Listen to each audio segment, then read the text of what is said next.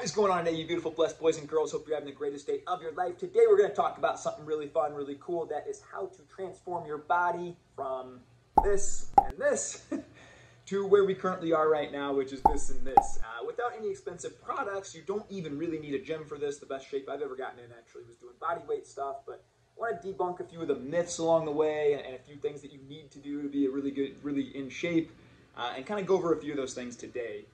You know, one of the common things I hear as I coach men, and even looking back on my own life from dads especially, is I'm just ashamed to take my shirt off when we kids go to the pool or whatnot. I just want to feel confident to be able to do things like that. And so, you know, I think for anybody that's watching this today, hopefully you have some practical takeaways and learn a few things along the way, that this isn't rocket science. It's more of a math problem, to be perfectly honest, that we'll kind of solve here at the end. But I want to give you guys some tips today to hopefully feel a little more confident and feel a little bit better in your skin today. One thing I want to point out before we start here too, guys, is run your own race.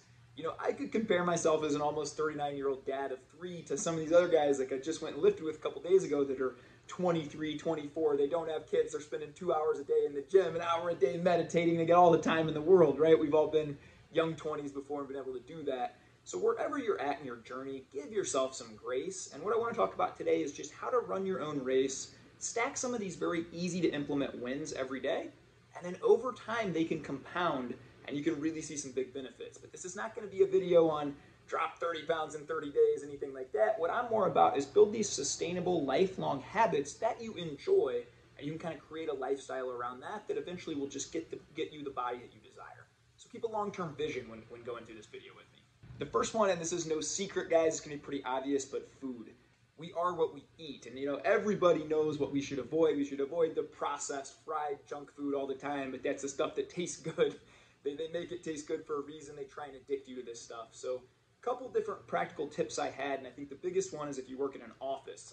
One of the biggest things that I used to struggle with, and when I ballooned up 18, 20 pounds without going to the gym, it all went in my midsection, the biggest deterrent for me was the office. Every day I would come in, we'd have donuts, we'd have cake, cookies. It was always somebody's birthday, anniversary, something every day.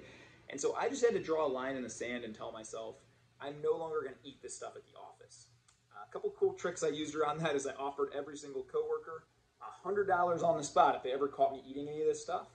No bite of a cookie or cake is worth $100 to me. I'm somewhat frugal. So that was a pretty cool thing. Another thing, and I talk about this a lot, is meal prep. So I just made it a non-negotiable thing at the office to only eat my meal prepped lunch every day and nothing else for that day. Those were a couple easy wins that I could stack along the day that, you know, didn't let the stress of the day make me want to eat this other stuff. I felt like I was more in control then. You know, around food, more so, I think it should be an 80-20 approach. There's a lot of hardcore dieting things out there. I don't really like the word diet, to be perfectly honest. I think you should make this a sustainable lifestyle. In fact, last night I ate pizza with my wife. We do this once a week. We have a family pizza night.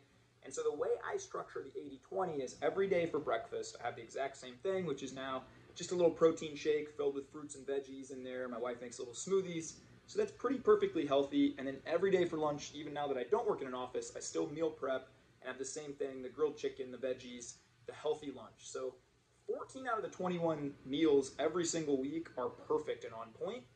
Then that allows a lot of margin and a lot of flexibility that, hey, if we go out to eat, I don't have to feel guilty about it. I can kind of get whatever I want. We're going to eat 3 or 4 healthy meals at home, just the fact that my wife tends to cook really healthy meals. So I don't have to worry about those other few.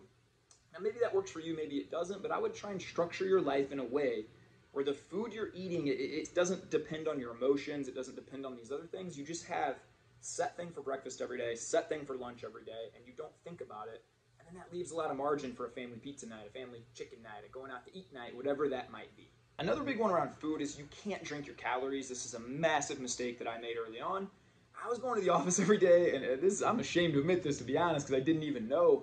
And I think a lot of people don't know, but I was getting a caramel mocha frappuccino, sometimes 2 of them, every single day at the office. I looked these things up, and there's 780 calories for one of these things. It's going to be just impossible to win if you're drinking 780 to almost 1,600 calories a day just in drinks. So you got to be mindful of what you put in your body. Now, I love coffee, and we got 3 young kids, so you know, I still drink coffee, but now I've just weaned myself down to only drinking black coffee. Well, how I did that was I started to this is a principle I learned from my wife, is I just started to only put half a thing of sugar in my coffee then lower it down to 25%, then 10%, and now I just don't need it. So you can start to make these small little changes. You know, I've heard if you just drink regular soda, just switch it to a diet soda right away.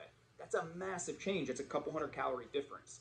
And I think too often we think it's these big, complex things when really it's all the little decisions that we make throughout the day that are going to make the biggest difference for us. The last thing around food I really want to mention is you got to win at the grocery store. Now look, I get asked a lot, how do you have a lot of willpower?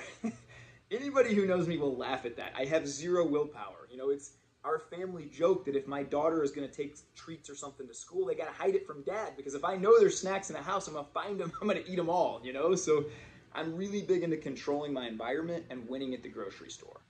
You're far more likely to not eat the junk food if you put barriers in between it. It's pretty ludicrous for me to think I'm going to hop in my car and drive to the grocery store to get junk food. But if it's just in my fridge, yeah, it's a lot easier to just walk in and eat it. So really be mindful when you go grocery shopping. Make sure you're full, make sure you're not craving a bunch of things, and bring back healthy food and give yourself the best chance to win. Number two, and this one's going to be kind of common sense, but I want to put a different spin on it too, is create an active lifestyle. You got to be moving every single day. Now, I've talked about this before where a lot of humans, and how I was for a long time too when I ballooned up to that weight was, man, I slept in my bed, then I woke up and played on my phone, then I drove in a car and I sat at my desk all day, and then I drove and sat in the car on the way home, then I sat on the couch and watched TV, then I laid down in bed. I had no movement incorporated into my day.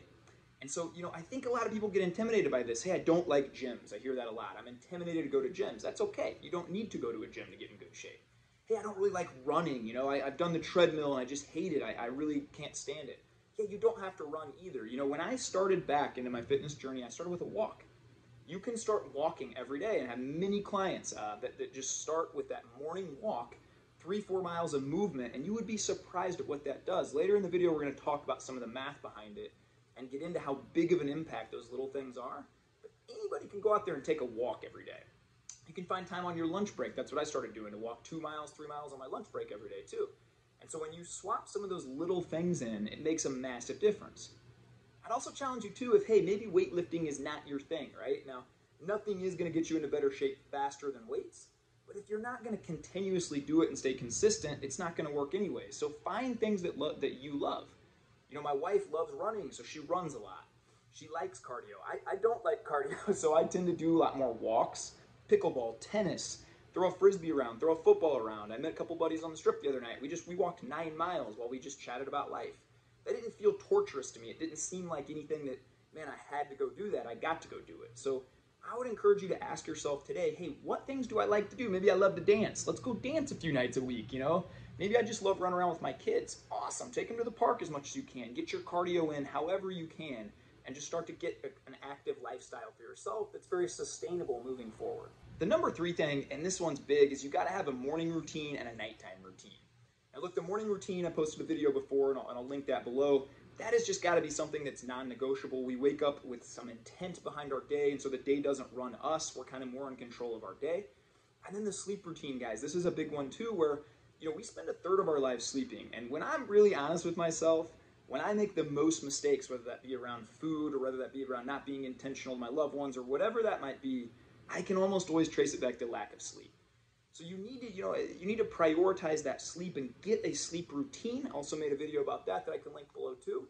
But you really need to have those 2 areas set in stone. So we're waking up and we're hitting some wins early on in the morning. And every night before we go to bed, we got a routine and we're hitting some wins along there too. I think those are super critical. I think it's just impractical to think that if you're staying up until 2 a.m. every night watching Netflix and then you got to get up at 6 in the morning, that you're going to have good days and you're going to live a healthy lifestyle and you're going to be able to drop weight. You know, the Netflix CEO came out a couple years ago and they asked him, what's your biggest competition? He didn't name another company. He said sleep. Sleep is his biggest competition. And so you need to be mindful of that. And I kind of view this stuff as a war, right? Like, they're trying to addict me to this kind of food. They're trying to addict me to watching seasons of shows. And what you've got to solve in your mind and what you've got to say is, my body, my health, my loved ones, me being high energy and present and the best I can be for them is just more important than me staying up late and watching these shows.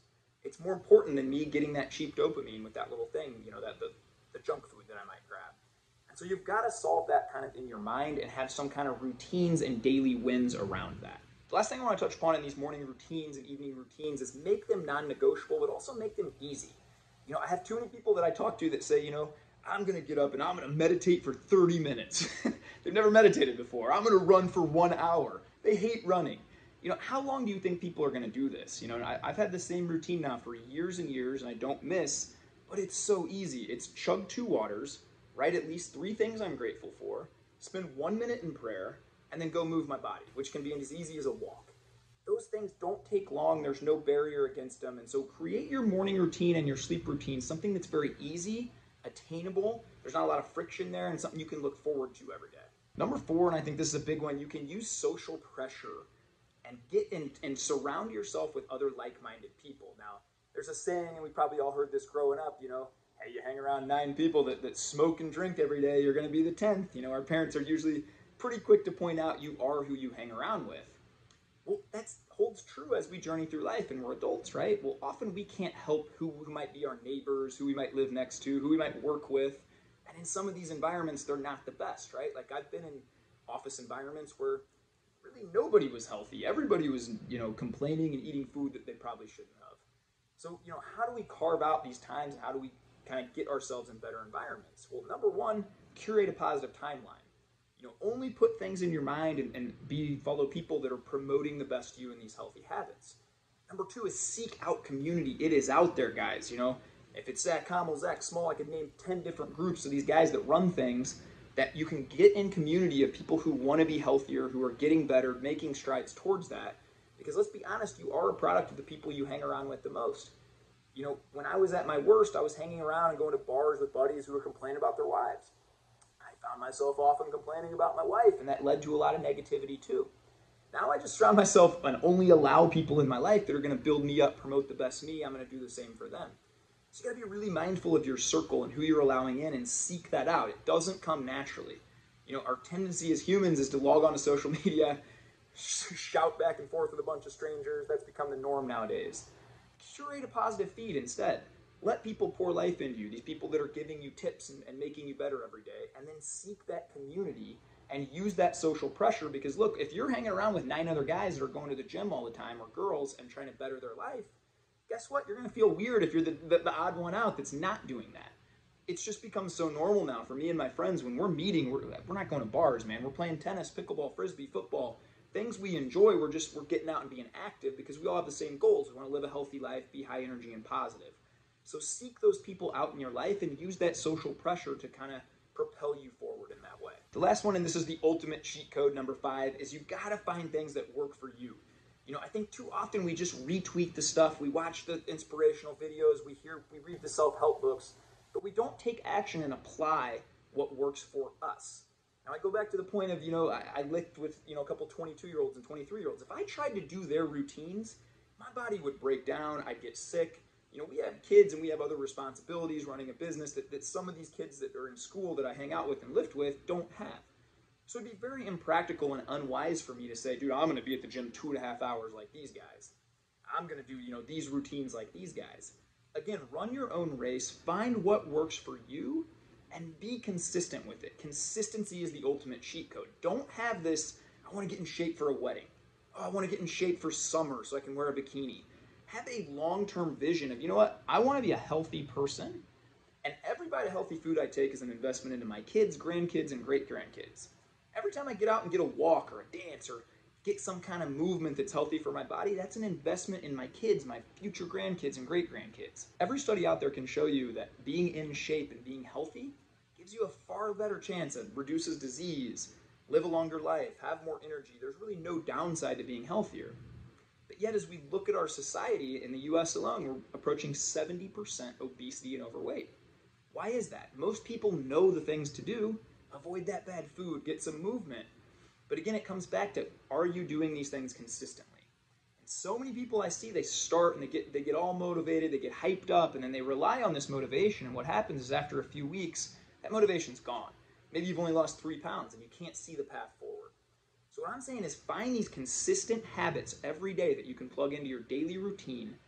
Become that person. You know, you're not a person that just takes walks then, you're a walker. You know, I'm not a person that just goes to the gym anymore and lifts weights. I'm a weightlifter. You know, find these things and identify with these habits, surround yourself with those people, do them consistently, and keep that long-term vision. It's not a day-to-day, what's the scale say? have a longer term vision of this is the kind of healthy lifestyle I'm going to lead, and I'm going to do it for others around me. That leads me to my bonus tip, and that's you've got to have your why. And we talk about this often. You cannot just simply rely on motivation. Motivation comes and goes. I feel like I'm a pretty highly motivated guy, to be honest, but even this morning, as my alarm goes off, I don't feel like getting out of a comfortable bed spooning my wife. That's much more fun than going out to the gym and putting my body through things that I know is better for me, but it's uncomfortable at the time. So you've got to have a why. For me, it's I want to be the best dad, the best husband, best for my clients, be high energy, inspire people. I can't do that if I'm laying around all day, putting garbage in my body. I need to be healthy. I need to be sharp. You got to find your why, and why is it so critical that you're getting up every day? When that alarm goes off, why are you going to spring out of bed and attack the day and start to stack these wins? And once you solve that why, then you got to kind of shift your mind around and say, when my alarm goes off now, I just tell myself, is 35 minutes of laying around more important to me than my dreams and goals? If it is, then stay in bed. If that's more important to you than you having the body you desire, you making the impact you desire, you being the dad, the husband, that guy you desire, then lay around. And once I kind of say that to myself and solve that in my head, there's no question about it. I'm going to spring up and do what needs to be done. So I want to go over really quickly too a little math around this and why the little decisions matter and why your day-to-day choices matter so much. Often when I was going to the office, I gave that example earlier, where I would eat a pizza buffet, I would order McDonald's on some bad days. I was generally eating probably 1,200 to 1,500 calories at lunch, and then sitting there and browsing on my phone all day, or just sitting there and complaining to coworkers about the day, and that was my routine. When I switched that up, I started doing a grilled chicken breast or grilled chicken thighs with a couple veggies every day, and that became my non-negotiable lunch. It's about 400 calories. So right there off the top, we're going to save an average of 800 calories 5 days a week. That's 4,000 calories right there. That's 3,500 calories as a pound. Just right there, you're looking at, okay, we've reduced 800 calories a day on average. That's 4,000 calories every week. That's a massive impact. Now, maybe you're not eating as bad as I was with McDonald's and the pizza buffet, but maybe you're having 900 calories for lunches and eating some of the breads or cookies or things that you shouldn't. If you cut those down every day and you start to even make a 200, 300 calorie difference every day, 5 days a week, then you're looking at, hey, every month you can drop a pound just from that one change. You look at the other thing of just taking a daily walk. A 3-mile walk will burn you 400 calories-ish. Let's say you just do that 7 days a week. You make that a non-negotiable part of your day. You're up to 2,800 calories. That's almost a pound every week. So every 8-9 days, you're cutting another pound right off there. And if you keep that long-term vision and say, man, if I just do this for a year and change nothing else, not even my diet, I can lose 12 pounds just doing that in a year.